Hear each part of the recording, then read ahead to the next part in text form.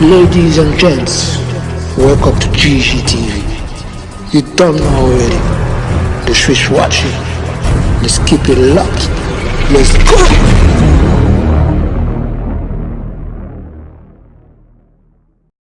Don't listen to nobody. This 21-year-old is the music industry's secret weapon, writing songs for some of today's biggest stars.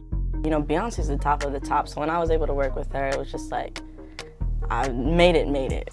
From Beyoncé and Jay-Z's Love Happy to Ring, the hit track on Cardi B's Grammy-nominated album. Meet Nisha Charles. At just over 5 feet, you'd have no idea that you're watching a powerhouse in action. I don't do no threats. But out of that small frame, commanding melodies and hooks so unique that stars have her on speed dial. Hey, Wes! In this session, she's working alongside Murda Beats, one of the biggest producers in hip-hop, known for chart toppers like Drake's Nice for What. Working hard, girl, everything paid for first.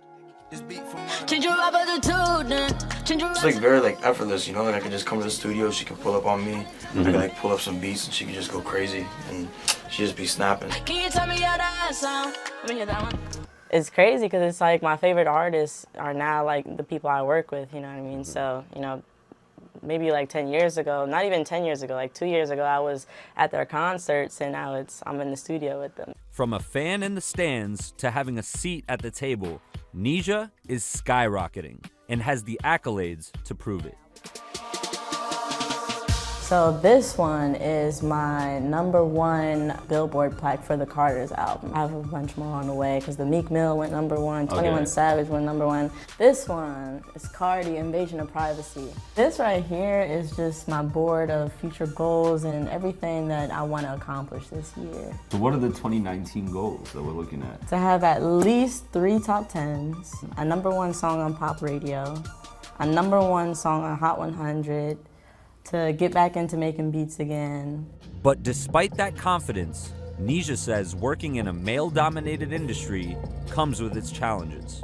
Every time I'm in a room with full of males, I have something to prove because I feel like as a woman, we don't get as much respect and we're also not looked at as the person who's going to be co-writing with them.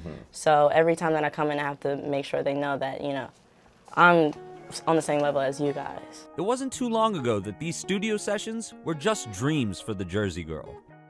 How did you find music? I was 13 and I had asked my mom if she would buy me a MIDI keyboard because I really wanted to produce. So she got it for me and then right then and there I started banging on the keypad. I was, you know, making beats for, you know, a while and then I was like, all right, well, let me sing on them. So I started doing that and they're like, yeah, I like the beats, but you know, who's this singing? So it was never actually about singing to begin with? No, I was a producer at first. I just found my way into songwriting. A few years later, Nisha was a student at New York University, making beats and recording lyrics in her dorm room. I was recording snippets on Instagram and eventually like A&Rs and other producers started seeing it and I just built my network that way. Soon enough, Nisha was heading out of class, flying cross-country, and juggling both studio sessions and studying. Honestly, I was just like, wow, this is the start of, you know, my career. So once you get that call, I understand that you're flying out every couple weeks from LA from like New York to LA? Every weekend. It was very hard. There were some classes that I definitely had to skip, but it was just time management, knowing that I had to hurry up, finish my homework before I got on the plane. Nisha has since dropped out. Now living in LA, she's working on music full-time. What was the hardest part about getting used to life out here?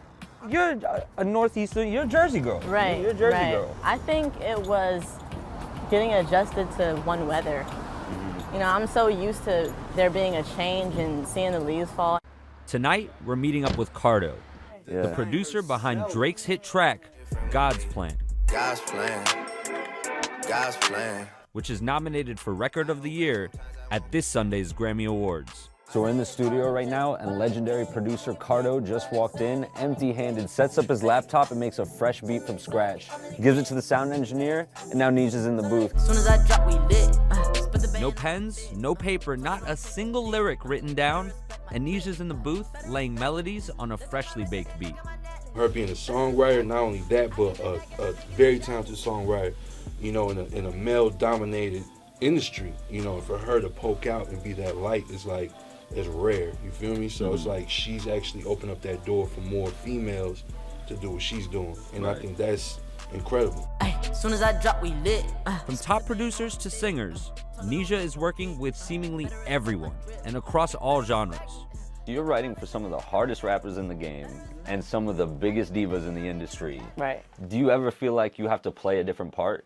Yes, I definitely have to play a different part. It's kind of like acting, especially writing for rappers. It's like I've never experienced any of the things that they've experienced, but it's like I listen to this music and I watch movies, so I think capturing that and also listening to their story, that's my job to, you know, listen to them and then bring that out in the song.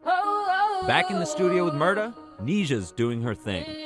The two previously worked on Cardi B's track, I Do, part of her Grammy-nominated album, Invasion of Privacy. It's one of two tracks Nisha assisted on the album. The other, Ring, is featuring one of her favorite artists, Kehlani. That was crazy because literally the year before I went to one of her concerts. Me and my sister went all the way down to Baltimore to go watch her, and you know, I'm a big fan. So me being a fan and hearing her sing some of my lyrics, it was just, I loved it. During a quick break in the studio, a call from someone special. What up? What's up? What kind of advice are you giving her? Man, I don't even think she needs my advice. Honestly, I really don't. I think that she is exactly where she needs to be and is going at the exact pace that she needs to be going. I'm learning from you at this point. She's got the world at her feet and the stars behind her. It's safe to say that this is just the beginning for Nisha. What's next for me? A solo career, you know. A lot of artists that I look up to and a lot of producers I look up to, just people in general, have encouraged me to really pursue a solo career, and I'm excited about it. You know, there's a lot of big artists I'm going to be working with, so I'm excited to put that out. Anything we can know about it? Top secret. Just know us big artists, and you know, we're going to put it out there. Now I don't want nobody.